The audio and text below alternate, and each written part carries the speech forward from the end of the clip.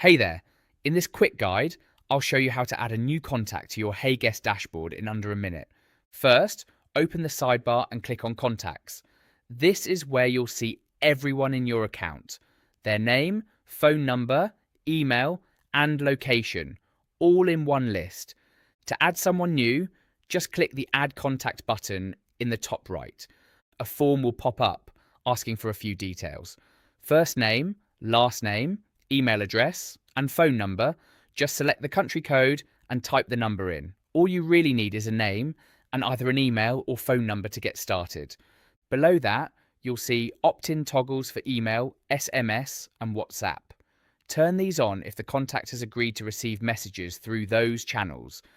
This keeps you compliant and makes sure they actually get your communications. Once everything looks good, click Create Contact. And just like that, they're added to your contacts list. Quick tip, if you need to add a lot of contacts at once, use the Import Contacts button instead to upload them in bulk. And that's it. You're all set to start managing your contacts in HeyGuest.